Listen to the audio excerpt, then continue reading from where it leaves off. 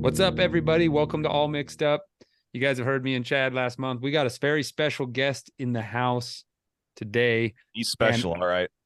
I'm going to say right now, the best recording setup I've seen. And Chad has a mountain lion and a deer behind him on his wall. You got a coyote and a bunch of crazy stuff going on. This is a pretty sweet setup. Introduce yourself, brother. What's up, man? It's nice to actually see like names and faces together, and it's as we kind of talked about the other day, man. It's like always kind of cool being on this side of the microphone for once. It's kind of a nice little transition and stuff. But yeah, man, my name's John Munnier for everyone that doesn't know me, which I guess for most of your listeners will be pretty much friggin' everybody. But anyway, I've been a jack of many trades for a very long time now, but you all know me because and I can kind of say this as far as Chad goes, a fellow falconer, and I've been, into falconry since probably about 2015, but I've been also podcasting about falconry and talking to people about their falconry experiences now also for about the past 5-ish years. I'm also a musician. I've played bass since I was about 14 years old, and I'm 40 now, and I'm still mediocre at best, but hey, it is what it is. I've been for the main job, I've been a respiratory therapist for about 18 years, and I've been doing the travel contract stuff with that for the past 3. Yeah, man, I do a lot of stuff. I stay busy. So let me ask you something. As a respiratory therapist, I worked for a salvage crew, which is where you go up into areas and rescue imperiled fishes from natural disasters or some kind of event that's going to put their population at risk. I worked with a guy who was an avid smoker. He would say smoking was bad for your lungs, but good for your teeth. Can you confirm? I'm gonna call shenanigans. I'm just gonna go ahead and call shenanigans there. He was probably dipping while he was telling you that too. Probably, he was right? Both. He would do both. He would alternate to. He said he was a versatile fiend. He would go for whatever was available. Well, I mean, kudos to him for maybe thinking one canceled out the other or something. I don't know, man. I mean, the funny thing is I've been taking care of literally every single demographic in some way, shape, or form now for the better part, like I said, for almost 2 damn decades. And you run into all kinds of rationale and logic.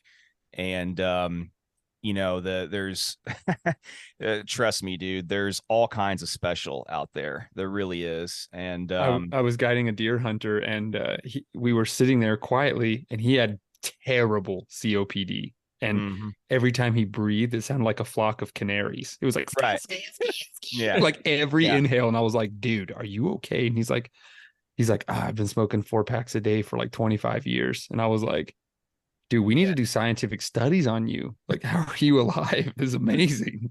No, there's no need. Sometimes people's genetics are they just get lucky. But yeah, all the canaries you were hearing were all the ones that died in the mines that he probably worked in also. Like I said, it's all the souls of them left the cages and basically just went into his body just to live vicariously through him still, since he just will seemingly probably live forever. That dude will probably outlive you and me is the irony of it, dude. I mean, unfortunately, probably. Yeah. I mean, I've been taking care of chronic COPD patients, the chronic ones, the frequent flyers, as we call them, are usually I don't know, how do I put this diplomatically, some of the more challenging patients that you will have recurringly. But I mean, the first about 13, I should say, years of my career were mainly working with babies. I was a NICU therapist. So, I mean, I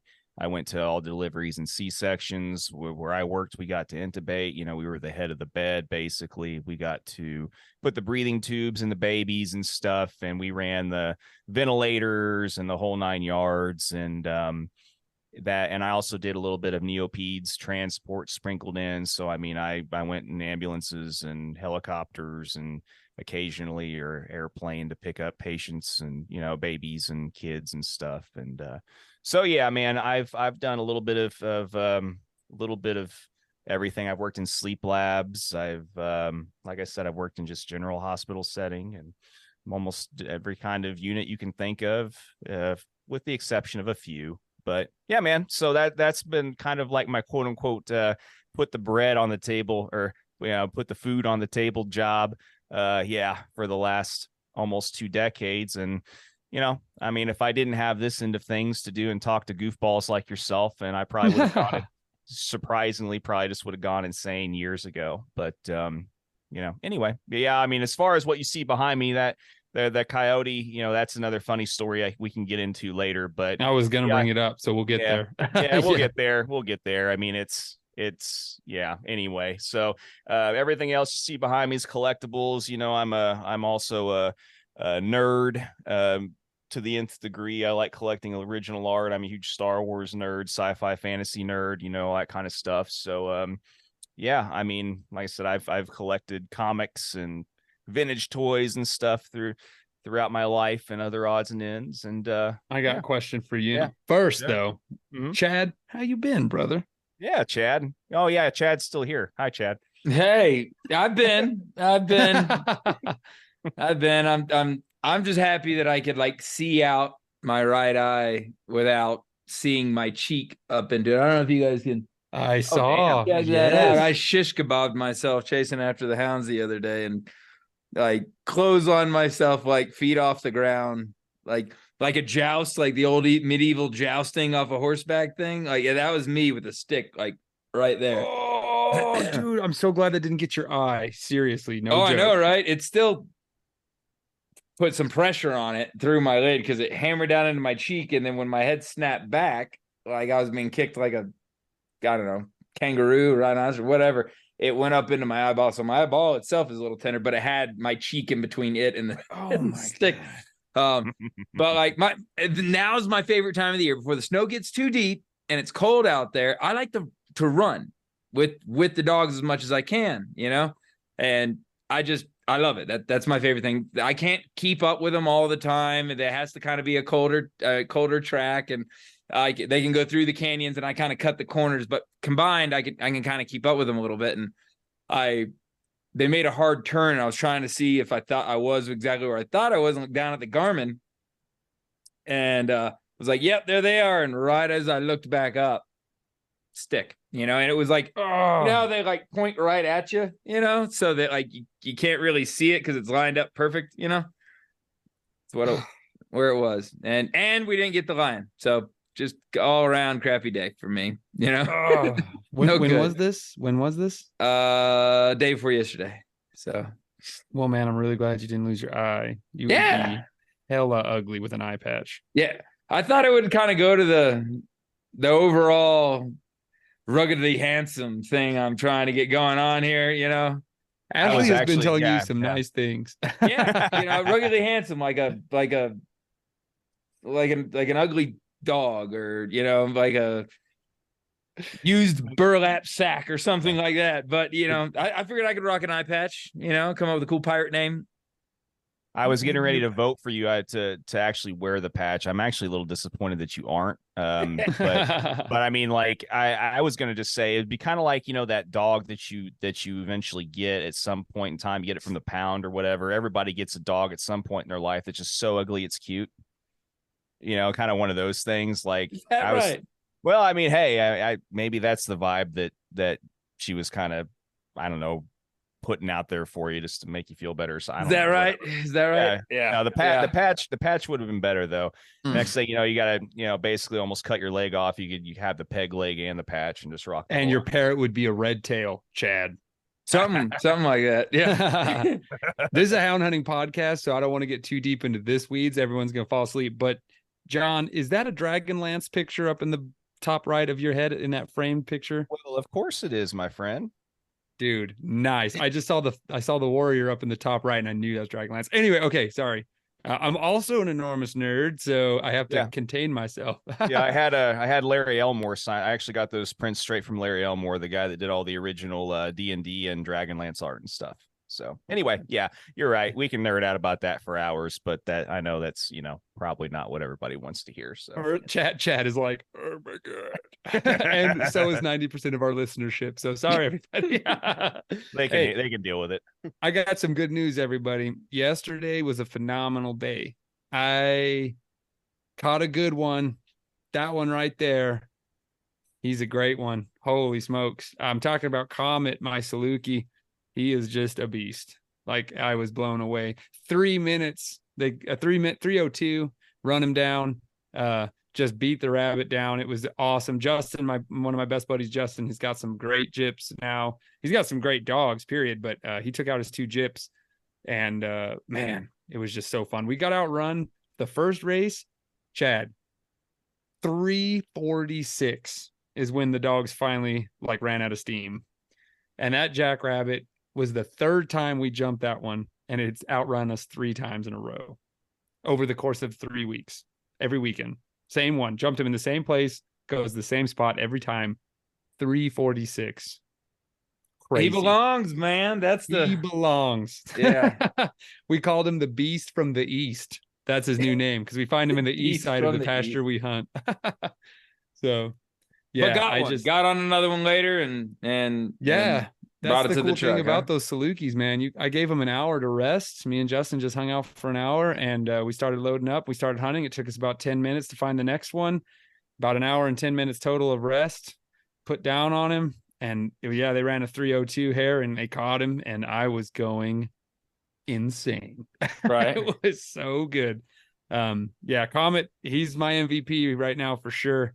One of my dogs, John, I was telling Strider, and our listeners know, earlier last year, earlier in 2023, one of my dogs tore open a bottle of Remedil and ate like 60 of them, and he almost died. And so I thought he was going to be really bad, ruined basically, but nah, man, he's doing great. He lost about 40% of his kidney function, but he's running great. So, I mean, I was really happy with him yesterday. Strider, he did awesome. Ran just like as if nothing was wrong. And then Comet and Cheeto really just ruled that rabbit and kind of messed up his day and enhanced ours. So right. It was a good time. It was a good time. Cheeto's this year's pup? Or that's one of Justin's, ain't it? She's 2 years old now, I think, or closing in on 2. She just turned 2. 3/4 Saluki, 1/4 track bred greyhound. That's and cool. Oh man, top notch. Those dogs are awesome. I love watching them. Very fun. So anyway, I'm on cloud 9 right now. I'm electric. I actually kept getting my butt stomped. We got outrun by that one hare 3 times, so 2 times before. That doesn't feel good. And then I got outrun 2 times as well, where I was hunting in a different pasture. It's just real rough, uneven ground. And man, I just was getting stomped. So I was really glad to get back on the scoreboard. You got to get outrun a few times to make catching them really, really sweet. And it reminds you of how freaking hard those little things are to catch. Yeah. But I'm on cloud 9. I love this dude. He's awesome. So you had him and Strider down? There was the 2 Salukis today? And I had 2 Salukis and then Justin's 2 long dogs. Yep. Oh, okay. Gotcha. So we put down 4. They were a little tired from the last race, but they got it done. So heck yeah. Fantastic. Yeah. Congrats. That's all that's going on in my world. I was really excited to bring that up because it happened yesterday. I'll send some of the footage to you, Chad. And that was going to be the next question. You got some footage? You got some stuff? Oh yeah. Patrons. Awesome. It's coming to you guys. If you're not on Patreon, guys, that's where all this stuff goes. So the drone's in the air, the wheels are turning fast on the ground, and it's all on 5.3K. So anyway. Fantastic. Jonathan, have you got to see Sidehounds run before, bud? Not in person, but thanks to really ingenuitive people like Seth, I'm looking forward to I had to give him props the other day because that drone footage and stuff that he's kind of got going on in the works and all that kind of stuff, it's pretty damn cool. I'm not gonna lie. I was really impressed by just the overall, I don't know, like I was surprised at how, I don't know, like it kept everything just right in center. You know, I was really surprised by how well you were able to get that footage, you know, as far as keeping everything where it needed to be in the picture and everything. Very cool stuff. But no, I mean, as far as like in person, unfortunately, I have not seen sight hounds work. I've seen lots of different types of pointers, and I mean, I have 2 Vizslas myself. And then, you know, I've got also the 3 wiener dogs now. But as far as sight hounds, you know, I live in the Midwest. Sight hounds are just ridiculously impractical here, you know, as far as my knowledge base goes anyway. But you're accurate. That's right. They don't really belong over those suckers. Yeah. So to answer your question, no, but I hope to at some point in time or another. Get in your truck, son. Let's do it. Let's go. Well, hey man, you know, I mean, I hope so. I hope to sometime in the near future. I've been talking to some mutual friends of ours for a while now about trying to make it back down to New Mexico. And yeah, it'll happen at some point. The Houndsman XP Podcast Network is powered by Cajun Lights. All of your lighting needs for hunting can be taken care of at Cajun Lights. They have 3 models of cap lights. I'm going to run through them real quick. You've got the Rougarou, which is their high-end light. If you're a competition hunter and you got to find that coon up in a tree and it's all riding on finding that coon, you'll want the Rougarou on your head. Next is the Bayou. That's a pretty standard light, but it's got packed with features. It's got multiple colors. It's got walking lights. It's got the red, the green, the amber. It's all built in right into that light. And then you have one of my personal favorites, the Micro Gator. The Micro Gator is an ultra lightweight cap light. It's got all the features of a white light, red, green, and amber. I've used this light for everything from finding bear tracks early in the morning to coon hunting at night to working on plumbing in the house, changing tires on the side of the road. My truck doesn't leave the driveway without a Cajun light in it, and that light is the Micro Gator. Every Cajun light is durable, made from the highest quality components, and it is backed by Cajun's top-rated customer service. Check out Cajun Lights. You can go to our website at houndsmanxp.com, go to our sponsors page, hit that link, it'll take you right to Cajun Lights. Check them out. They got a lot of stuff to offer over at Cajun Lights. I think it's kind of silly because sight hounds are the only dogs, in my opinion, where it's like the human finds the game for them and then they like go after it, you know. I mean, they go out and look around, but they're not like a hound. You know, Chad drops his gates and his hounds are rolling out and they're gonna like go find a mountain lion. With my dogs, they're like walking around within 20 yards of me and they're just like waiting for the Lucky Charms character to like burst out of the grass and take off, you know. So it's just kind of silly when we're just like walking aimlessly around and they're just prancing around me waiting, you know. And it's like, God, dogs, just find one. You know what I mean? It sounds like it's kind of like the dog equivalent to like the Goshawk death marching, basically. Like, you know, you're just wandering around in lines aimlessly, just hoping you kick something up at some point, and then when you do, it's game on, you know, that kind of thing. Pretty much. They don't like fly around or anything like that. They just like sit on your arm or what? That's right. Yeah, Goshawk guys primarily hunt off the glove, just basically, and you will be cursed into infinity if you suggest they hunt them otherwise. The majority of them, you know, because that's the way the cool kids do it, you know. Poking fun at all my Goshawk buddies out there, but yeah, especially jackrabbits, man. Like, it's a death march, dude.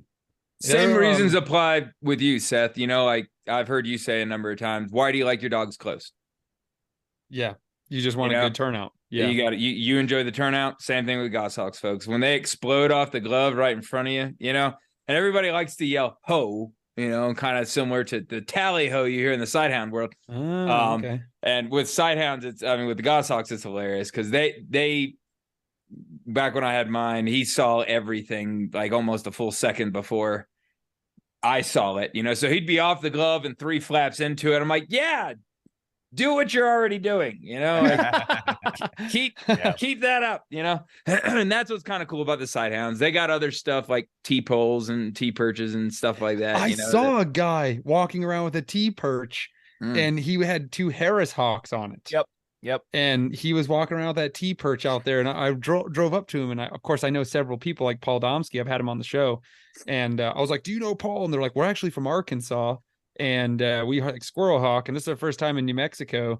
They're like, "Where are the jackrabbits?" I was like, "Oh, they're all dead. You're hunting where I hunt with my sighthound, son." Yeah. And so he was like, "Damn." That's hilarious. They weren't all dead, but I told him that so he'd go away from like thinking fields. Sounds about right. About right. Yeah, it's the T-perch deal. That's a common thing with Harris hawks. There's some people that'll do it with red tails and stuff every so often too, and some other species. But yeah, the goshawk guys, the whole thing for them, the arousal they get from that experience of seeing that bird, basically launch off the fist. It's just like Chad said, basically, some guys will actually get annoyed if you yell ho, but like the irony is some of the goshawk guys that I hunt with, especially, they have a tendency to, have a little bit of a grip sometimes on those jesses and don't want to let go until they see what's going on, and then we give them crap about that afterwards too. Half the falconry experience is basically just giving your friends never-ending hell and, always reminding when they screw up, so that's part of the fun. It's whatever. But what's your favorite? I'm gonna ask you both this. I'm gonna interview you both.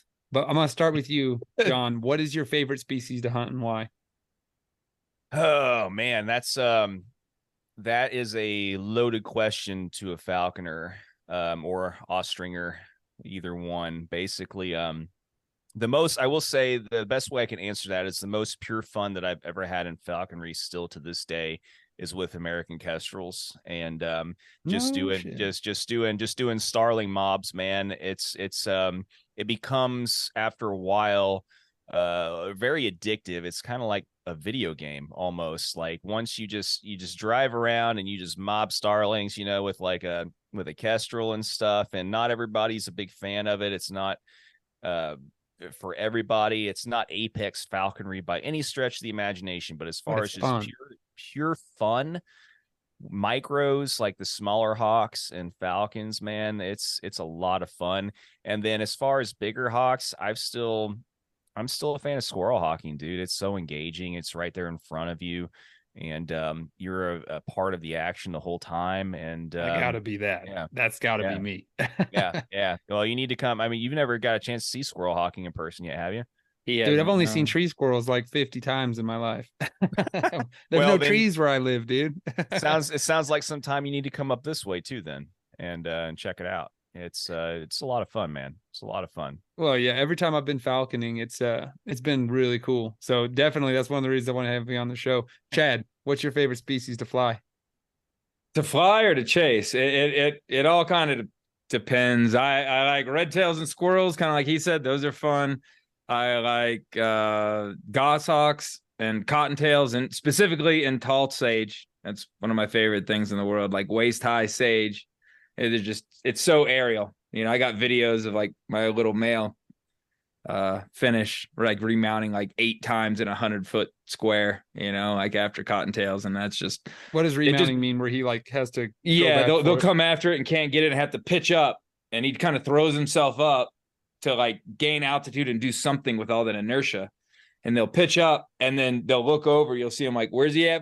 There he is. And now he has the altitude to kind of fall back in again and pick up some speed, and it'll pull some ninjutsu move and hide behind another sage bush. And again, so as to not lose the momentum, throws himself up in the air and then waits for him to take off again and then comes down again. And that's really cool. As much as I can get the dogs together, the red tails and the beagles is a blast. I did that for years. That's one of my favorites. Watching them, because the cool part about that is you just open the truck and try and keep up, because they don't need you for nothing, like they have got it all on their own. That hawk has his 2 beagles or whatever, and they go hunting. That's cool. That gets the hound hunter in me pumping when the dogs are, as soon as they get on the rabbit, to me, you're chasing it. You know what I'm saying? So however long it takes you to catch it, you keep going. That's the cool part about squirrel hawking too, is it's cat and mouse, up and up and up and down and down and up, and but well, and the big reason why I transitioned to dachshunds is for that, basically that very purpose. Is I wanted to combine the dog world and make my life a little bit easier and get scratched up less and just mutilated less in briars and things like that. And watching the bird and those dogs hunt together and just seeing that bird like key in real hard whenever those dogs start opening up on a trail or a rabbit and stuff. Man, So the birds do learn the dog's vocabulary. Oh yeah. That's Yeah, cool.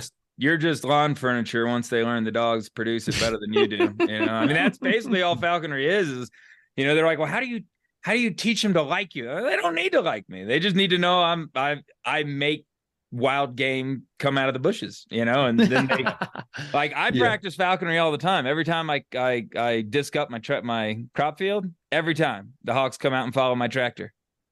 They don't like my tractor. They don't trust my tractor. They know mice come around when I drive it, and that's all it is just I keep him in the house and he becomes dependent on it, in my opinion. Jonathan, I'm sure everybody else has their that's me. I agree 100%. And the beautiful thing is like you said, is like it's a great thing that we don't need them to like or love us, because they never will. Dude, if we died right in front of them, they'd probably eat us. I mean, right here, right there. They'd start right there and work their way up from the nose, I think, man. Yep, probably. And I mean, that's the funny thing about it. It is a completely pragmatic relationship on, and as far as their end of things goes, like they learn to tolerate you and work with you as a partner because it makes their life a little bit easier, and they're opportunists. If they learn that you are basically a food source for them, both, hunting and not, and basically they just learn that their life is going to be better off in some capacity with you around, but they're never going to love you ever. From an outsider looking in entirely, I will say one of the most beautiful things about falconry that I really enjoyed was that you can just let them go. Like if you're just like, Scooter, you were good or whatever, but I'm ready to try a new species.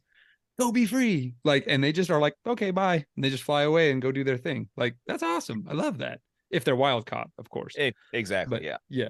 But I mean, that's great. I can't be like, Pronto, you did good, buddy, but it's time for you to go be a coyote now. Goodbye. Like, you know what I mean? You'd be like scratching on the door and be like, yo, that couch, man. Like, really need that. But hey, before we get too far away, the final part of that, your question there, is still the sidehounds and the jackrabbits with the falcon, man. That's my baby. That when I do one of those, when I successfully make that happen, like back when we were doing it with the gerfalcon, I'm going to step away from the gerfalcons next time. I'm going with something that's going to strike. The tail chases are really neat, but I don't live in the right spot for that. That's New Mexico. I need something that'll hit like a prairie or a peregrine or heck, even a red tail off the rock faces I have here. But but when I got it working, and the dogs got it up and got it moving, and the falcon had a few stoops in it and finally overtook it and caught it, that was worth like 10 of anything else I caught. Like I really felt like I lined the planets up, and that's my favorite. That's my favorite. I'll be getting back into it as soon as I get some time. I'll be there. I want to be too. That's still something like I still think in my mind, and maybe it's just because it's another one of those romanticized things for me because I can't do it myself where I'm at, is because I love falcons. Like I think that I'm honestly more of a long winger personality. For people listening, the long winger, basically you like flying falcons. That's basically what that means. But anyway, question. Yeah. So basically, like falcons, they're long wings. Yeah. Well, anyway, but like I love jackrabbit hawking as well, and some of my fondest memories have been basically to go out west, and I've been able to catch jacks before with Harris hawks that I've flown, but I really think that whole jeers on jacks or some kind of long wing on jacks with the sight hound deal would be something that would be just one of my life, I don't know, like goals. I would feel probably very fulfilled being able to do that. But I've done it, and it was not what I thought. This is something that you saw a goss though. You saw I goss. saw goshawk. Yeah, and here's the thing too, and this is the truth. I learned a lot about falconry that, well, I've learned a lot from Paul anyway, but something that kind of annoyed me with it is that they're very temperamental birds, man. Like she just wouldn't hunt. Paul was like, she doesn't like you. Like, I was like, what do you mean she doesn't like me? I'm not doing anything. I'm like standing over here. She's like, no, you're making her uncomfortable, and she doesn't want to hunt with you around. I was like, goshawk. That's a goshawk. That's what I'm saying. You're like, I've done it before. I was like, you've done it with a goshawk, and That's some of the most fun you can have with your pants on, when they're chasing something. If they're not actively chasing something, they make you want to pluck your eyeballs out, man. I was pretty frustrated. I he was love too. mine, and I will have another one. But I don't pretend everything about them. They're temperamental. They're prima donnas. They get pissed off. If they want to hurt you, you don't even have enough time to like make a stupid face. They could like fly at you, grab your face, let it go, grab your face again, let it go before you have enough time to go,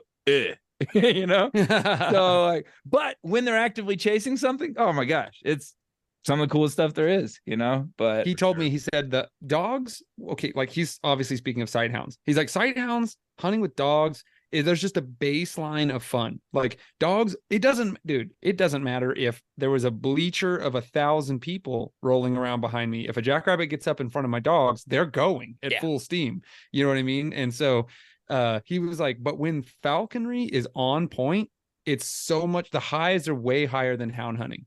He's like, but there's way more peaks and valleys. He's like, there'll be days like this where I drove 4 hours and she's like, nope, I don't want to hunt. Yep. And then the days where you'll catch like 10 jackrabbits a day and your dogs and bird are working together perfectly and everything is magic. He's like, those are the days you live for. So he was like, the highs are higher and the lows are more frequent. The dogs are more consistent. So I just thought that was an interesting observation. I don't know if you two can attest Absolutely. to that as well. Yeah. It's a classic saying in falconry, actually. The highest of the highs and lowest of the lows. And trust me, the lows can get pretty damn low. They really can. Let's just be real about it. Yeah. And the whole goshawk thing, that's a whole other conversation and entirely in and of itself, because you also have the factor of whether or not it's an imprint or a parent reared or a passage. I mean, all are going to act differently. And, basically, like, you've got all kinds of different factors that go into the makeup of how that bird was raised, if it was even raised by a human versus other goshawks versus, is it North American? Is it European? Is it, blah, blah, blah, blah, blah. Like Chad's Finnish, I guarantee you most of the time is probably going to act a lot different than a lot of North American birds, that you're going to see on average fly. They just have different temperaments. But anyway, that's crazy. That's why I'm like, hey, buddy, he's like sleeping on my couch right now. I'm like, you want to go HUNTING? And he's like, yes. You know what I mean? Like, yeah. Yeah. So I mean, that's a whole other conversation in and of itself that we won't get into, because that's going to be a whole other thing. But anyway. You know what app I use on my phone more than any other app besides the podcast app to listen to this here podcast? I use onX. onX Maps is the most comprehensive mapping system for hunters on the market today. I use it all the time. When I was in New Mexico, I was looking at 40,000 acres of ranch that I needed to learn. I flip open onX and just start studying the map. When I'm riding trails, I put the tracking app on. It helps me get around in strange country. I could mark water sources, food sources, bear sign, just all kinds of options within onX. You need to check out onX Maps by going to houndsmanxp.com. Click on the link on our sponsor page. You'll go right to onX Maps, and when you check out, enter the code HXP20 and you will get 20% off of your order. Know where you stand with onX. I'm going to ask you both another question. Sure. Okay. I worked as a technician on a fish biology crew for a while, and the hardcore like biologist guys, they would always be like, there's a hierarchy to fishermen. The low is the drunk dudes on the bank with the bait fishing, which, full disclosure, that was the only thing I ever did my whole life. Then you have like cat fishermen that are like serious cat fishermen, but they're just cat fishing. Then you have like amateur bass fishermen, pro bass fishermen, and then at the very top you have fly fishermen that are like, this is like a hand-casted fly made from endangered jaguar hair harvested deep in the Borneo rainforest. I know. I mean, so like, I know where this question's going. In the falconry world, who is the fly fishermen that are like, this is a passage scooter to a duder hawk from the Arctic Circle, and like who is the like, yeah, this is my like meth hawk, I caught him in like a dumpster, and like we're catching, I don't know, red tails and squirrels, right there. You go first, Chad. I'll let you go first on this one. Well, we could go tit for tat. Let's start at the bottom. I stole it. Red tails and squirrels are your, which I entry level love. And I don't want to talk about like skill levels here. We're talking about like personality types. I'm a total amateur. I didn't mean to offend anyone. No, but like for the most part, there's guys that are like, they'll sit around and talk about the upcoming hunt, and the whole day will be for like 10 minutes, and we'll get into who those are in a second, but then there's other ones that'll get together and they're like, y'all want to kill some stuff? Let's get it, and that's your squirrel hawkers, like that's it. So not to say nothing about skill, just personality types, who's going to crack a beer like mid hunt? Probably a squirrel hawker. You know what I'm saying? They most likely have a dip in, may or may not have had relations with a first cousin, like depends on the state they're from, dude. Yeah. It all So one step up from there, Jonathan, you want to take it from there? I'll be more than that. I think that's a great lead off, Chad. And I'll even go as far as to say we can even lump. You actually were being really specific when you were actually narrowing it down to squirrel hawkers. Oh yeah. I'm going to even broadly generalize it more and just say dirt hawkers. So dirt hawkers in general are kind of viewed as the they're the, I don't know, as far as the falconry world goes, they're more or less viewed in some ways as kind of like the redheaded stepchildren. You know what I mean? Like they're the ones that are the nitty gritty. Yeah, we'll literally hawk from sun up to sundown and are not afraid to be as well, I mean, for lack of better terms, toothless redneck as they need to be, to get the job done, man. It's getting done. Like something is going in the game bag, when you're with dirt hawkers, like the really hard. What is dirt hawking? I'm just giving you a 10,000 foot view. Dirt hawking, we're talking about guys that hunt stuff that lives in the dirt, man. Like everything, or grows from the dirt. Freaking like we're talking rabbits, we're talking cottontails, jackrabbit, squirrels, a lot of that stuff. If you're hunting something that's got fur on it and it's kind of running along the ground, or then along the ground and up in a tree, that's a dirt hawker. All right. Anyway, so then, there's not really a whole lot of middle ground in a lot of ways, but then you just go straight up to your fly fisherman equivalent, right? Which is your long wingers. Okay. So, there's always been kind of a, I don't know, like stereotype with a lot of the long winger guys that, if you roll up to a falconry meet and you see a bunch of broken down, barely running trucks that have just dents, missing windows, the whole 9 yards, and Chad's like, that's me. Yeah.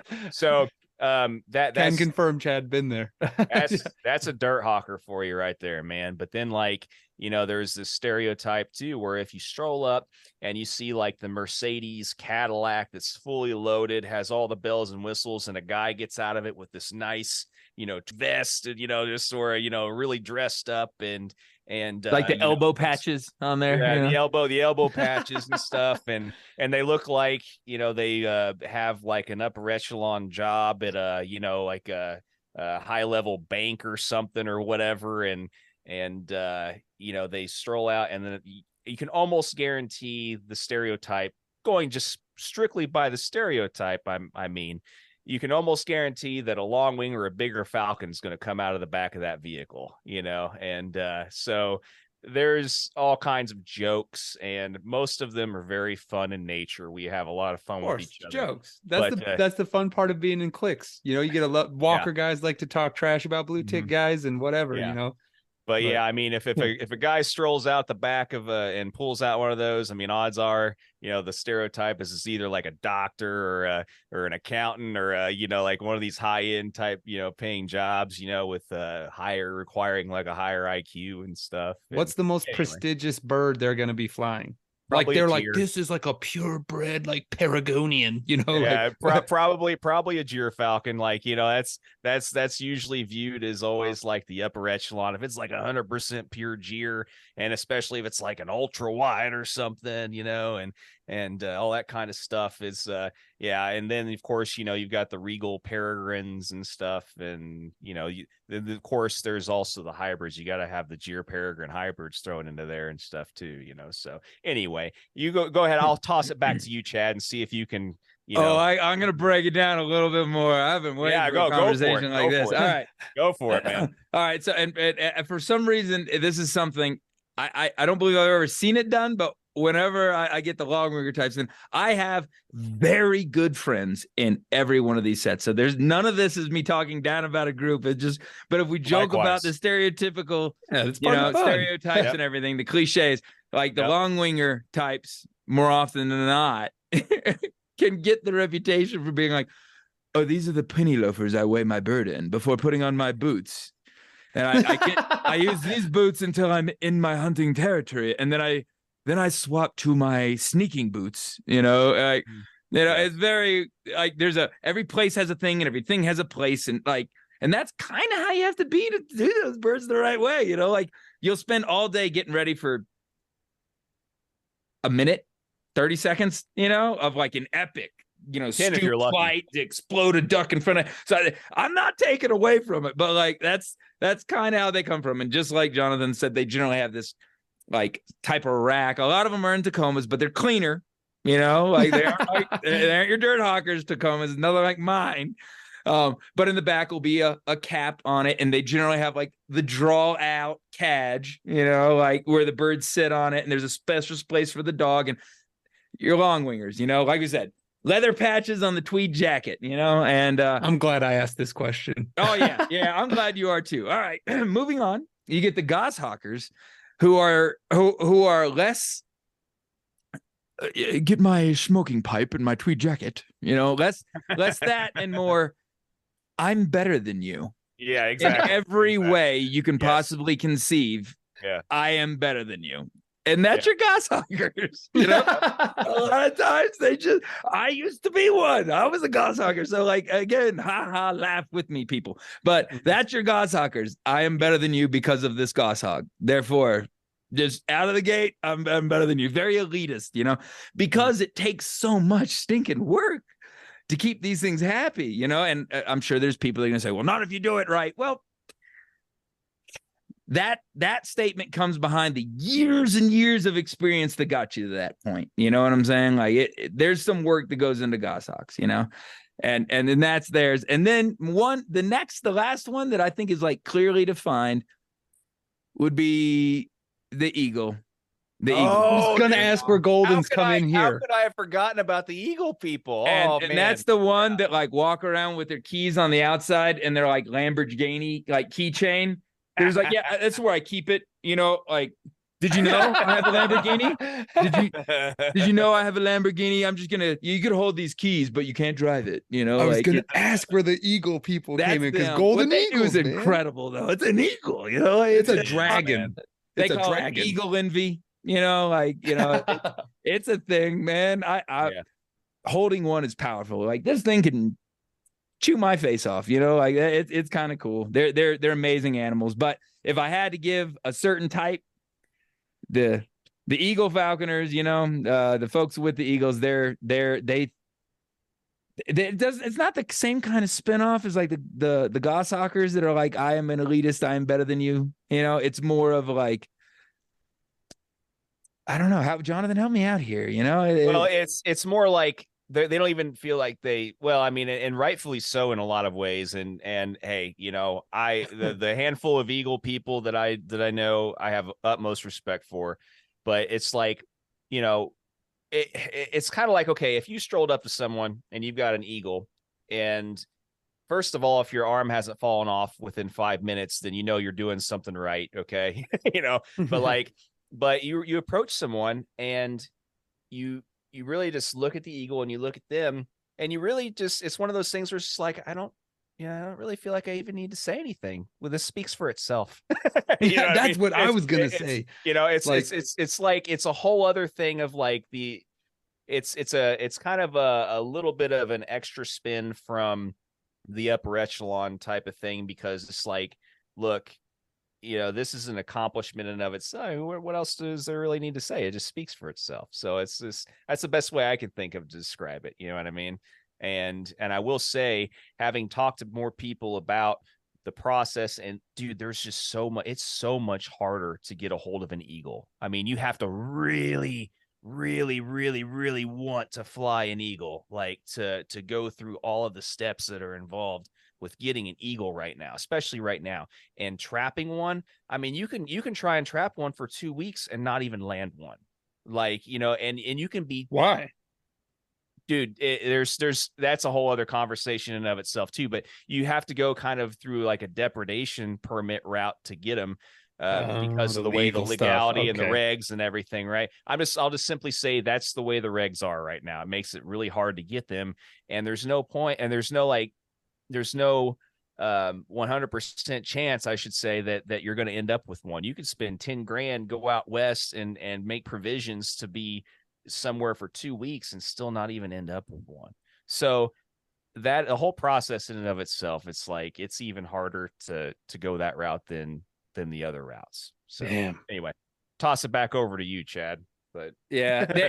and just to give the sweet with the sour on that, or whatever, the yin with the yang, folks like Lauren McGow would, I was thinking of her the whole time. Anybody, man, I can tell these jokes and joke with it. And then what's another one? Michael Clark. I haven't even talked to him enough to consider him a buddy, but like I've like texted him like, hey, what do you think about this? And he'll give you knowledge, but like these are the stigmas that go along with it, but I'm not pulling any punches with the goshawks though.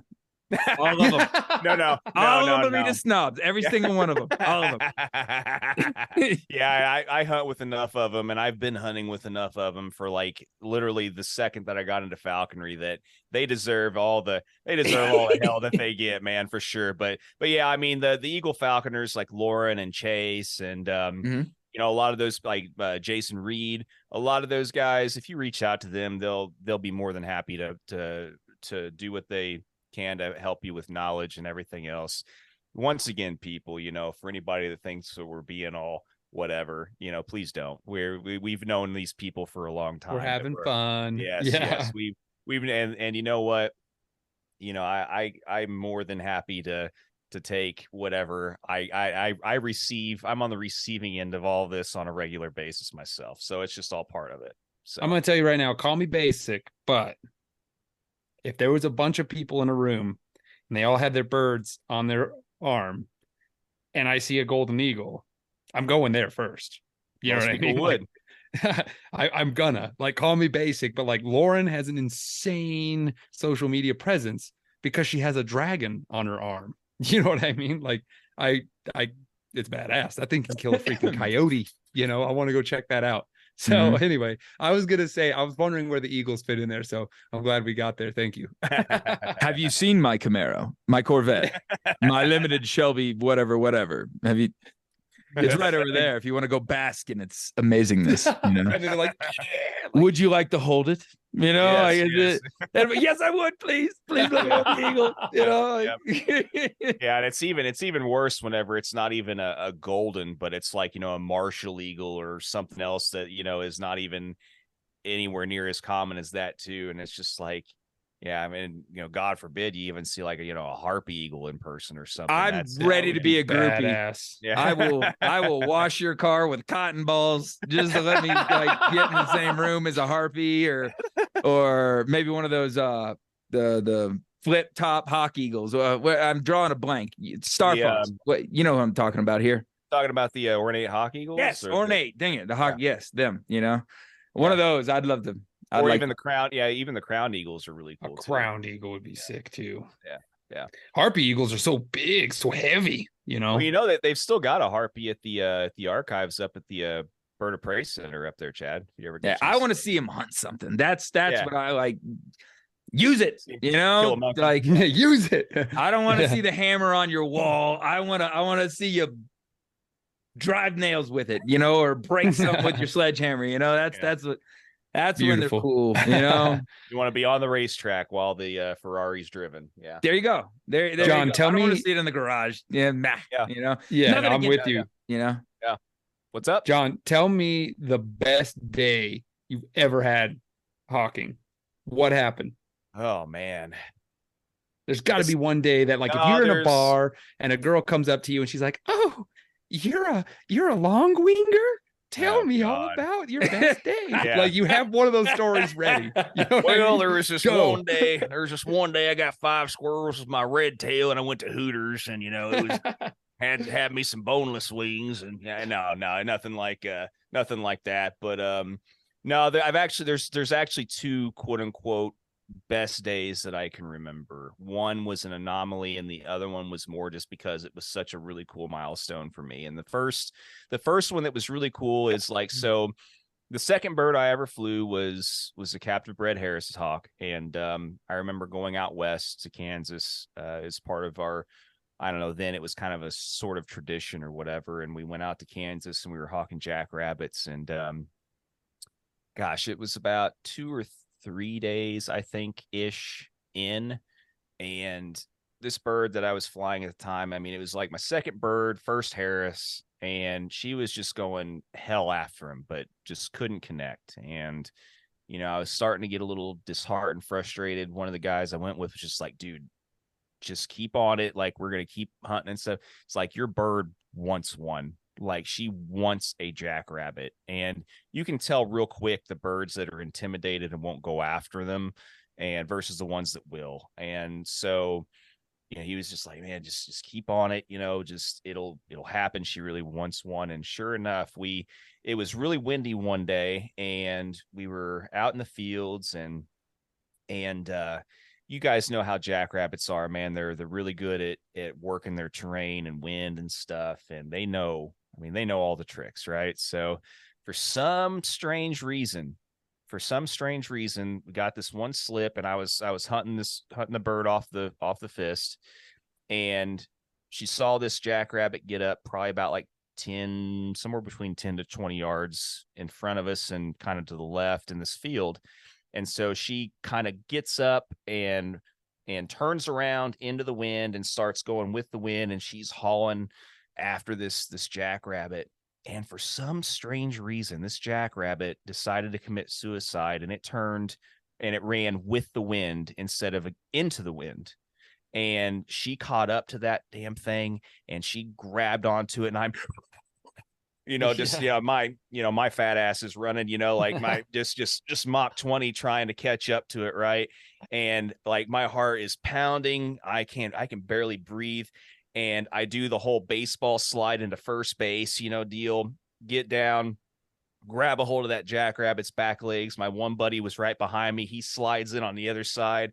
We both get on that jack, and laying there, like holding that jackrabbit's back legs in my gauntlet as I'm trying to not die from asphyxiation, basically from just not being able to breathe. Man, just laying there and just looking up at the sky and thinking to myself, I actually accomplished this. And it's an immature bird, still an apprentice falconer in the second season, whatever. I mean, at that moment in time, it's kind of a big deal, I mean, at least for yourself. Absolutely. And I mean, it's not necessarily something that's ultra special in general, but it is special to you, right? And Heck so, yeah. towards the end of the week, we get that one in the bag. Towards the end of the week, we're just kind of just making one last hunt type of deal. And we go up in this dirt field, and we're all just bantering and giving each other shit basically about what to do next, right? And we're trying to figure out what we're going to hunt, like which way we're going to go in this field. And my buddy over to the right of me goes, "Oh, I got one sitting." And we were all standing within less than probably 5 yards of this jackrabbit that was huddled down in this clump, between this like clump of dirt and just like chopped down, like, I don't know, whatever, right? And it's just holed up there, and it's just laying there, slicked all back. And so we're starting to talk, real quick. I've already got the bird on my glove, and we're just like, all right, how do we engineer this, whatever. And so long story short, hold the bird way up, go over, kick the jackrabbit up. She swoops down really fast, latches onto its back, and all of a sudden they're like, again, whatever. Like there's like 5 falconers all trying to lunge after this jackrabbit that's got, a buck and bronco hawk on its back, and so I was able that first trip out hawking for jackrabbits, slaying, basically was able to bag 2 jackrabbits with that first Harris hawk that I flew and stuff. So anyway, that whole experience, I think, was the first major like milestone memory for me. The second one, not to be too long-winded here, but of course you wanted to touch on the whole coyote deal. So this is your tie into that. Okay. And perfect segue. Yeah. And so for all my friends listening, I apologize. I have, I don't know, for the first year or so after this happened, more or less just to spite my buddies and annoy them, I always made coyote references basically the whole rest of the season after this whole thing happened. But a little bit of background here. And Chad, your head probably will explode when you hear this. But so I was flying a small male imprint Harris hawk for a friend of mine, and he just didn't want it to.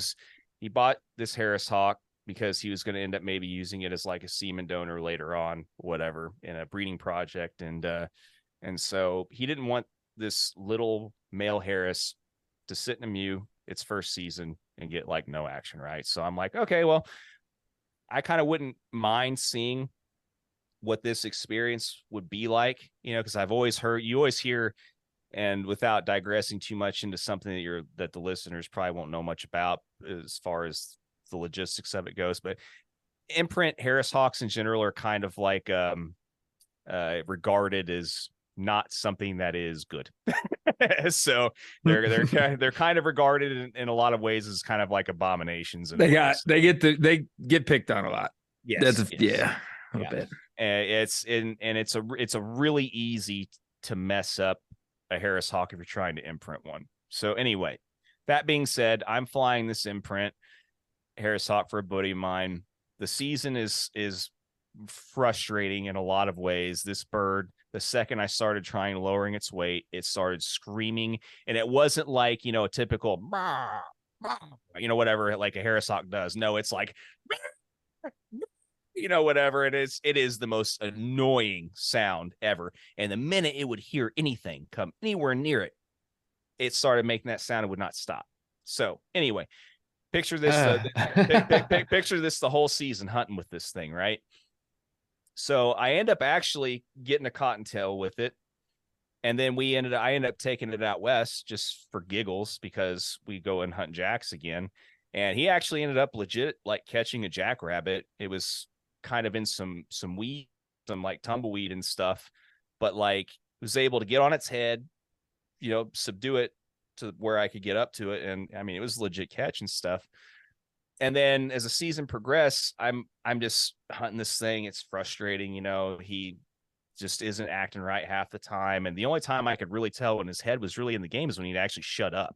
So when he stopped squawking the whole time, like I knew he was really serious about hunting. So anyway, fast forward a little bit more. It's about a little over halfway through the season.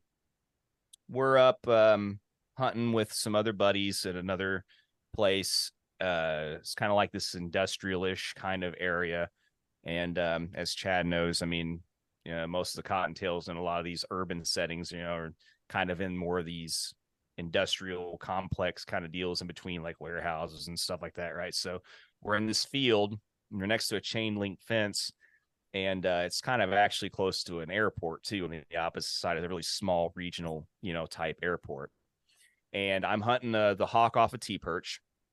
And all of a sudden, he just launches off of it, and he just goes, across the field, and he goes down on our side of the chain link fence, right? And we're like, oh, great. He's probably screwed off and missed another one, whatever. We'll wait for him to get back up, and just kind of keep walking. And then my one buddy that's right next to the chain link fence on the one side and actually has a little bit of clearing, he can see what's going on. All of a sudden, he goes, oh, it's a coyote. And so we're all like, it's a coyote. Oh, my God. So we're basically starting to freak out a little bit. We run about 10 to 15 yards up, and we get to this part of the fence, and now the coyote and the hawk are on actually the opposite side of the fence. The coyote had apparently tried going underneath the chain link fence and tried dragging and raking off the bird. And the bird was literally on its back, like death gripped on its back, just past midway, so that every time the coyote would try and turn around and bite it, it was too far. It couldn't reach the bird. And so the bird is, this is all happening, by the way, within the span of about like light speed, like 15 to 20 seconds, right? Like, bird's clinging to its back. The coyote sees us all bum rush up to it, right? And it's just looking at us like, where the hell did you all come from? You know? and so basically, like, you know, my buddy, he pulls out his 45 and he's got it aimed at the coyote's head. Like, we can't get to it to dispatch it by hand and grab it and try and subdue it that way, right? Which I think the gun's still wiser. Yeah. than grabbing a coyote. Yeah. Hey, you know, you never know what you're going to do in the moment, though, right? Yeah, you know, true. It's all happening so fast. Yeah, you got a bird on a coyote. Like, you're going to do what you need to do, right? Like, anyway, so, you know, the coyote's kind of self-subdued still and is looking at us like, what the hell, you know, are all these people here all of a sudden for? And my one buddy's just like, well, should I shoot it? And we're all like, yeah, shoot it, you know? And he's pop, nails it right in the head. And then, like, the gunshot spooks the hawk. So he lets go of the coyote finally and flies up and over the fence across the field away. And we all spend probably a good 5 to 10 seconds sitting there in silence. You could have heard a pin drop on the grass, basically. Like, it was so quiet, right?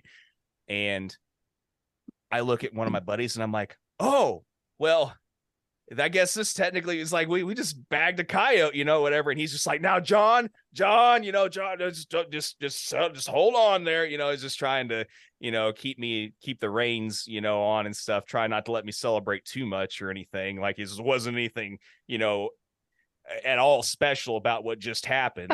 and it's not so much the fact that, you know, the act of catching it or whatever. It was more of the fact that literally 99 out of 100 times, as you know, is not going to turn out that way. You're going to run up there and there's going to be a pile of feathers or something. You know, most of the time, right? Yeah.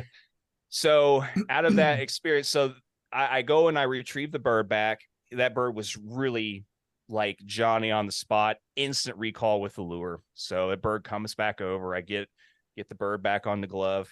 They drag the coyote underneath the fence and, you know, drag it up to the top of this hill next to where we were hunting and stuff.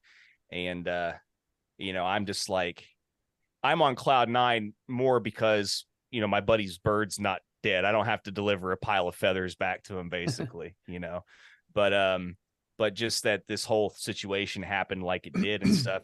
The bird did end up breaking its left hallux, which is the back toe or whatever, and on the left foot. And it had a swollen left eye. That was the only thing that happened to him. So, you got lucky. Yeah. Oh, yeah. Yeah. So, Okay. you know, the coyote's laying there.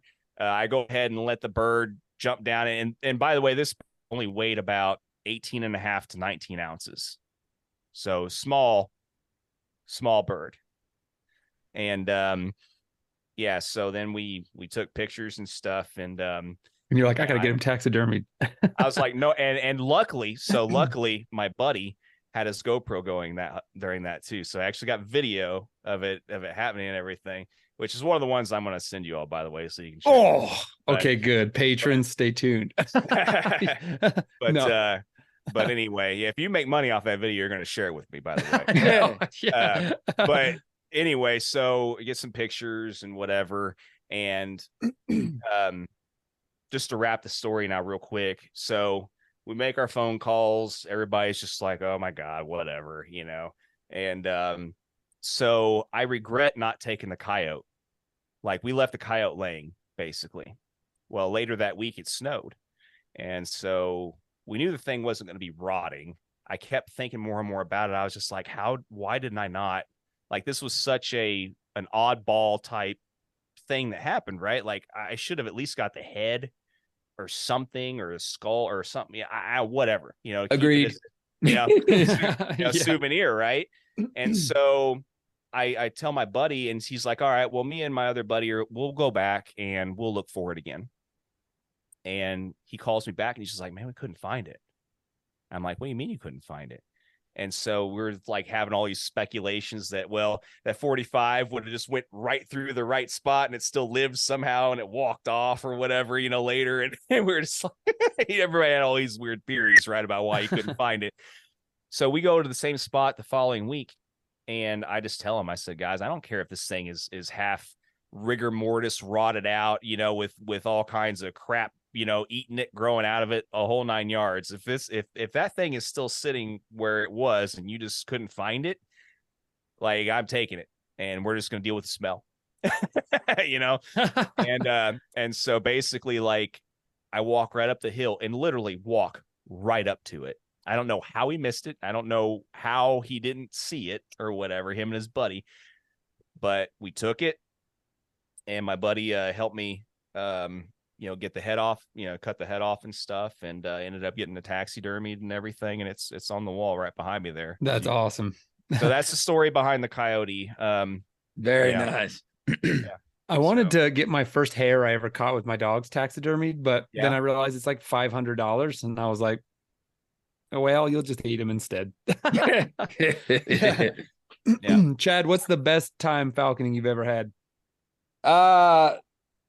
Favorite time hawking was probably, I do a lot of hunting on my own, because I'm a bit of a recluse. I like people, but I really like my privacy, and I live so far away from everybody.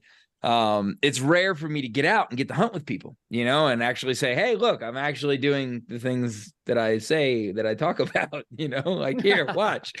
And so it's a rare thing for me. And I finally got to go to the NAFA with my jerk hybrid and one of my sighthounds, and it was, for me, we had caught plenty, I'm not the best and nowhere near the first person to do it or the best to do it, but we did it, and well enough, and but it was really cool. I got to go to a NAFA and do it in front of like my and peers. There's lots of footage from it. Episode. Yeah. And I got to do it in front of like some of the people that I really respect in falconry, like Heath Gardner, Jeff Reddick, let's see who else was there. Daniel Murray, Megan Yates, Britt Perry, all these people were there and got to see it, and one day we did it, and then, because she flew on an every other day cycle, and then a day off, and then the next day we did it again. And then that day it was raining.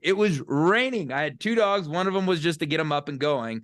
And then I had 1 sighthound. And most people that do it have like 2 or 3 sighthounds, and it was just cool. They're not possum. Yeah, well, that's what it was. It was old goofy possum. We had Griff that got him up and started barking, and then he's out of the picture. As like that's his job's done. His job's done. And then possum took off, and it was just like I said, it was in the rain. It was gentle rain, but it was in the rain, and she caught it. And it's one of those things. They're a team, So a lot of times the dogs may catch it or this or that, and like I really wanted my bird to be the one to catch it, so I used to hunt some of my sighthounds in muzzles even, so the worst they do is roll it so that the bird could still get to it, but I didn't have my good dog, my best one with me. I had Possum, who's still a good dog. And anyway, so it was just really cool that got to do it in front of my peers in the rain. My bird caught it with 1 sighthound. It was just perfect for me, getting to share it with people you respect, that and making it all happen there. So that was 100% my favorite day hawking ever, so even old Sethster has a fun hawking story. I went out with a guy named Tanner. He lives here where I live, and he's like, hey, where's a cool, he asked me, do you know where some kind of terrain like this is? I'm ready to go to some new areas. I was like, oh dude, I know tons of places like that. So we were going to go quail hunting and with a Merlin, and I've never seen a Merlin hunt before. Even in the wild, like I just don't see them often in the wide open desert. And he's like, well, I got this Merlin. She's not that good, but she's really fun. And he's like, you're going to love Merlins because they're kind of like a greyhound of the sky. He's like, they just like fly after things like super fast. And you have this like aerial dog fight. And I was like, oh, I'm in. You could have told me you were flying like a parrot and I'd have been like, yeah, I'm in.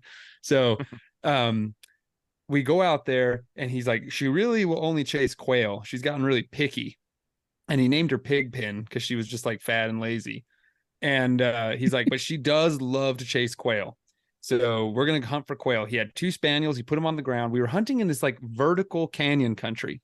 And he said the reason why he likes that is you have this like crazy amphitheater effect. Like the quail, when they fly down into those big bowls of these canyons, you can sit down and watch through the binoculars and watch the whole race. And so he's like, it's really cool when you're in the high country watching the birds fly down into the low country. And so I was like, well, that's really cool. And I really, plot twist, I really like to watch dogs work. So I was really excited to see his spaniels out there, like really grinding through the brush too. And that's the first time I ever saw spaniels, and they are crazy. Like those little things are like, you take a pointer and you just injected it with like 1,000 milligrams of caffeine and said, go find them. And they just like take off. So I was really watching this extremely high energy endeavor of these spaniels hunting for the quail. And what really surprised me, and I didn't know anything about falconry at this time. This was my second time ever going out, and first time ever with a falcon, not a hawk. And she would just like follow us, landing on yucca stalks. I thought for sure she was just gonna be like on your glove, and you were gonna be like, sick 'em, boy, and like she like fly off and go get them. But no, she would like follow us and land, and constantly just keep staying close to the dogs, like landing on little natural perches. And finally, the dogs got a covey of quail up, and I was blown away at the quail, not just the merlin, but the quail. They are so badass. And it's like the first thing when you first see a hare run from the sighthounds, you're like, it's just a jackrabbit. You're going to mow them down. Holy crap. Jackrabbits are badass. Same thing with the quail. You know, like they took off super fast, and the merlin just like screaming after them. And it was cool because the merlin flew right over my head. And so it was just like death on jingle bells, just like flying over my head super fast. And it gained on the quail, and this quail was flying straight towards a boulder because we're like in this crazy boulder canyon country. And as soon as it got to the boulder, that quail just like dropped right on the other side of that boulder with this incredible like right angle dive. And that merlin flew right over him, like ripped up and tried to gain altitude. But the quail like hit the ground and then ran into some cactuses and held in there. And the merlin like gave up on him. And what I really respected about that guy, because I didn't know anything. I don't know culture. I don't know etiquette. I don't know anything. And so he called his dogs in, had them come to heel, and he used that like lure thing on the end of the string to like bring the bird back. And he's like, I never chase second flush quail. He's like, they're like super easy to catch. If you like walked over there and kicked him out of the cactuses, the bird would like mow him down. So we're going to go find another one. And I was like, cool, man. Like, awesome. I didn't know that. And he was like, go walk over there where that quail is, and I guarantee you'll see him like right there. So I walked over there, and dude, I was like literally a foot away from it, and it was just hiding in the cactuses looking right at me, but it would not flush because it knew the bird was up there. And so anyway, that was super rad. We actually had several races, and it surprised me at how incredibly athletic the quail are. One of them just like hit the ground at like full steam. I mean, that merlin was gonna get him, and he just crash landed into the ground and like rolled up into some mesquites. And the merlin was like, I'm not gonna like hurt myself. And it just like banked out of the attack. And the quail like totally lived another day. But like I was blown away at how it just like flew straight into the ground, like at full speed. And it just stunned the bird. The hawk was like, nah. The falcon was like, nah, this guy's crazy, I guess. I don't know, but anyway, yeah, falcons don't crash very well. They don't like to crash. The long ones, they're not made for it either. Yeah, they're not made for it. Yeah, and then the quail will fly right down a hole, though, man. They're like go like a Pringles can. They'll hit that going full speed. You know, just like suck in to go in there and hide. Yeah. Quail will go underground. Yep, 110%. Yes. Yep. Mm-hmm. Yeah, you have to dig them out if you really wanted it that bad. Which is crazy. Which I won't say some people don't do, but anyway. Well, I mean, yeah, there's a varying degree of ethics, and I'm not saying Tanner was like the number one guy out there. I'm just saying it impressed me. It impressed me. That's all. That's it. I'm not saying I haven't. Look, I was a kid once, you know, so I've done a lot of crazy stuff, you know, but like I don't know. I thought it was kind of cool that he was just like, we'll go find more. And where I live, it is quail-a-palooza. I mean, there's like 100 coveys around me. We could hunt. We'll be in quail all day, every day. And Shut up, Seth. Shut up. We're yeah. So we just walked 10 minutes down the canyon country and jumped another covey of 30 and had like a really awesome race. So it was really fun. And I blew me away.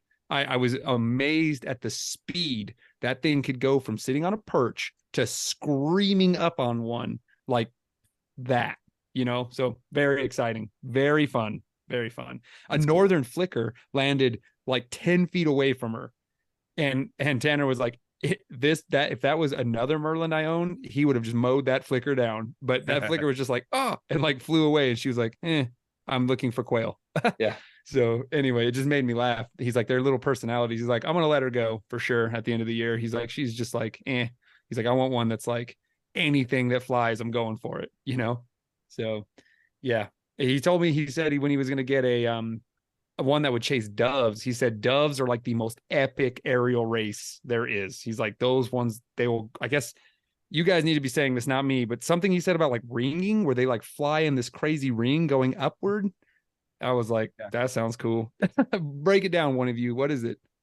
Yeah, I mean, those like ringing flights and stuff. I mean, it's a big reason why a lot of the guys like in Europe and stuff too, like like flying larks and things like that. They basically just ring them up straight in the air, and it's kind of like an area. So it's like a dogfight basically, and they get to a point where one finally gains the advantage over the other, and you're basically you can pretty much guess how that usually ends. I mean, the other cool thing that a lot of guys do with the Merlins and stuff is like the ringing flights and starlings, and like seeing like the starling murmurations and stuff like that is really cool too. But yeah, doves in general though, I mean, they're so fast and elusive, and they're definitely a tough quarry for sure. That's another thing that I really haven't gotten a chance to see a whole lot in person, but I know a lot of guys that do it, especially with like tiercel peregrines and stuff like that. And even like, tiercel prairies and stuff. But yeah, man, the other cool thing that I've gotten a chance to see in person that I really thought was awesome was, and I'm sure Chad can attest to this too, is, snipe hawking with tiercel peregrines and even, Merlins and stuff, guys. With Chris Price, man, I've seen some snipe, some snipe flights with Chris Price, and it was just freaking. That was actually one of my first hunts I went on with a long wing. Was I just I had been dirt hawking a bunch and went out there with him and went out to like this like water flat. It was like 2 inches of water and everything, and they got up of that, and we were trying to hunt. I forget exactly this part of it because it was so early in my falconry days. I think we were after snipe and got into something else. That was just a little low flying bird that was also a game species, but they don't get up very much. So a lot of times, the flight gets really low and you don't get that as epic of a stoop. But this little bird was flying like 3 feet off the ground, and his little oh gosh, who the heck knows what bird it was at that point. He keeps birds for a long time. He takes wonderful care of them, but I think it wasn't little man. I think it was something else. But he came down and cracked it, and just happened to crack it right as like they leveled out perpendicular to the ground. And that thing zipped by me, skipping on the ground like a little rock, like, like just this dead bird, like where he hit it so hard. Oh man, killed it on impact. And it was like tick, tick, tick, tick, tick, tick, tick, tick, tick, like 30 little skips, and it finally stopped because it came up on a little like levee, like a little walkway, and like rolled to a stop. And he went over there and picked it up. And then flew it over to another spot and like stuffed it in a little bush, and then came back and like, yeah, let's kill another one, which is called caching, Yep. And the little bird just picked it up. He's like, I'm not hungry enough. I don't need to eat this now, but I'm gonna save this for later. Let's kill another one, and I was just like, this is amazing. I'm gonna have to do this one day. And now I live in the desert, so there's shorebirds ain't happening, Yeah, I got a chance to see snipe hawking for the first time actually when I was in Mexico for this second round of the Mexico series I did for the podcast, and they by the end of the week they all actually were like, they're kind of jokingly like, Gringo can't go home, he's our good luck charm, because they were catching all these snipe and stuff. They like snipe can't like I mean, they're it's not like a regular thing catching snipe, like it's I mean, if your bird's experienced and you get the right setups and everything, yes, I mean, it's technically regular, I guess I should say, but like it's a lot harder than what it looks, is what I guess I'm trying to say. And it's not like something that it always ends up with game in the bag scenario, right? And so basically, like, getting a chance to see that in person, also like for the first time in a different country, and seeing like these tiercel peregrines like take these 200-foot pitches and stuff and come down right in front of you as a snipes, heading towards, cover and everything. It's really cool. So anyway, that, I think honestly, that's even more fun to watch than duck hawking, or even other forms of bigger stuff. I mean, there's also like the grouse hunting aspect of things and stuff too, which is cool. But, I don't know. It to each their own. I mean, there's so many different like little niche aspects of this stuff. And that's the wonderful thing about falconry too, is that there's something for almost every kind of preference, or, that unfortunately a lot of it depends on where you live though too. And you just hope that you find something you like that is available in your area and you're content with it. How many times do you hound doggers catch yourself thinking about an awesome hunt you had, or retelling this great story with family and friends around the dinner table, and all you have to remember that moment is some terrible cell phone picture, or worse, no picture at all? Well, Houndsman XP is partnered with Rough Cut Company to help solve your problem and make beautiful pieces of art to remember for all time your experiences in the field. Rough Cut Company is an American-owned and American-made business in Wisconsin that specializes in custom, unique photo engravings on hardwood that are framed to any picture you want. They also do customizable antler dog chews and even beautiful, unique antler rings from their own red deer in Wisconsin. Rough Cut Company can do pretty much anything you ask. Their customer service is second to none. Give them a look at roughcutcompany.com, and when you check out, make sure you check out with HXP 10% off to get a discount on your final purchase. Check them out, you guys, and support people that support houndsmen and help keep us in the field and remembering those times forever. I think one thing I really love about any kind of animal hunting, that when we're hunting with animals as a partner, is that you cultivate this like deep respect for the quarry. And I'm not saying gun hunters don't, dude. My grandpa was a bird hunter and he was obsessed with quail. So, and bow hunters, we all know that. But I think we see it at a different level because, look, I love quail. They're cool, but I definitely liked them more after I saw this really badass evasive maneuvers that they can pull from an aerial predator. And so you'll never see that kind of behavior when you're a shotgun hunter. And the same thing with jackrabbits, dude. I grew up in rural New Mexico. Okay. I was a kid. I had a 22, a spotlight, and a car. You can imagine how that went my whole life. Yeah.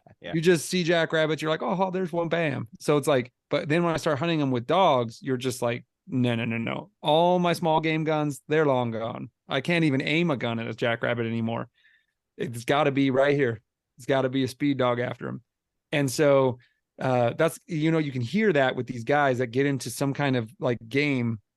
And that's really cool when, talking about the snipes and even the humble squirrel. They're actually, pretty hard to catch. They're really athletic little guys and they're cool. So that's all. That's the point I wanted to make. It's no secret how I feel about small mammals. So I don't know. I think it's really neat how you get to see them at their best when you're hunting them in a way that they've evolved to defend themselves.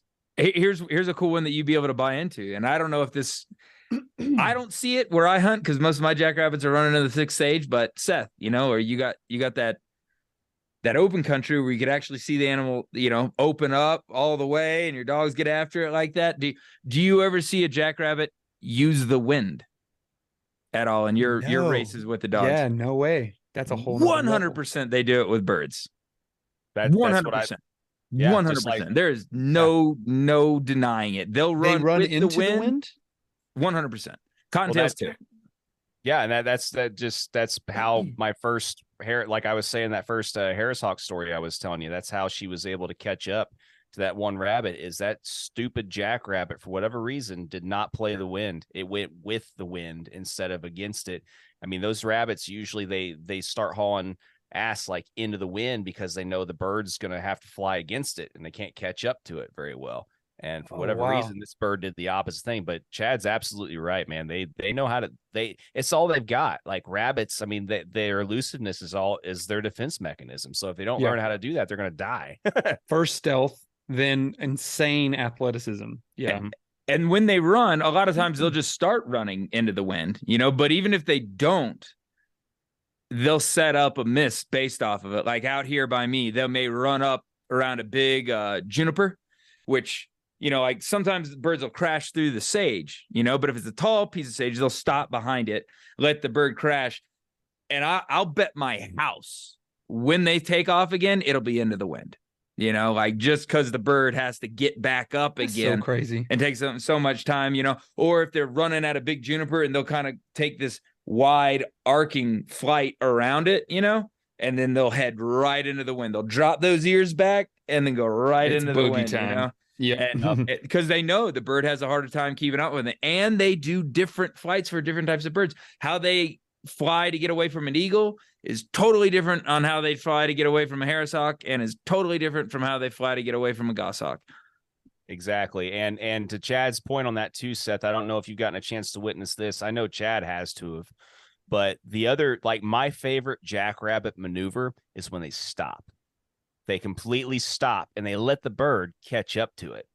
And they will like, and so it's not going to probably do this for a golden eagle, of course, but like for a Harris hawk or a red tail, or even sometimes even a goshawk, if there's enough distance, that rabbit will actually stop and let the bird catch up to it. And right before you think your bird is going to have that jackrabbit, zoom, takes off again. And it is off to the races. And that bird stoops down, tries to catch it, but that rabbit has it timed perfectly to where that bird is going to miss, and it takes back off again because that rabbit knows as soon as that bird hits the ground, there's no way it's catching back up to that jackrabbit. You know, it's going to have to gain speed again. And most species, I mean, there are some exceptions to the rule, of course, but most species, they know, and that's one of my favorite maneuvers. You heard it here first on Houndsman XP, everyone, and we just confirmed it from another perspective. Hares are indeed a superior life form. Incontrovertible. It's 100%. And they'll do what Jonathan's saying. They'll stop, like they'll be like this really tall rock or something that like they can get behind or whatever, sage, whatever. They have an obstacle that they know about, and they'll like come right up to it. You know, I'm holding the mic now, and they're like, "Yep, here I am." And right before they get there, they're like, "Ah," you know, like. they'll really they do it. They'll just sunset, and then when the bird hits, they take off again. And it's that, and there's tons of them. They like jumping with eagles, you know. I've seen videos where they jump over them at the last second. Yeah, and they'll do that with others. You know, when we say these things, it's not like, it's not a hard rule. Yeah, by any measure, I've seen them jump with my goss before, but you don't see him jump as many times as I do. I've never even hunted my own eagle. I've never had an own eagle, but just going on hunts with other people that have eagles, you know, more jump maneuvers than I've ever seen before, you know, and I don't know if they just know the eagles have that reach or what. And then with my falcon, if the jackrabbit ever got any distance in front of my dogs to where the dogs weren't pushing them anymore, as soon as it got the opportunity, it would just stop in a bush. Because they know, I don't know, instinctively or whatever, their DNA tells them that thing isn't going to crash. And they'll sit in a sage bush that a red tail or a goshawk or something else or Harris would smoke them in, would absolutely catch them easy as can be. And it's just like, nah, you don't crash. I'm just going to stand here until because a falcon has to keep going. And it's when they're going, they can go fast, you know, but like they don't build up that speed very well.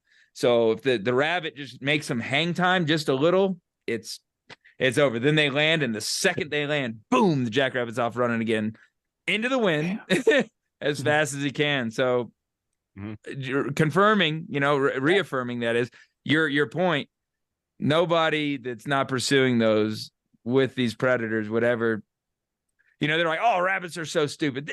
Oh, hold on now. Like they may not be able to solve complex problems, but can you decide which way the wind's blowing in a split second while, an animal's actively trying to eat you, like, yeah.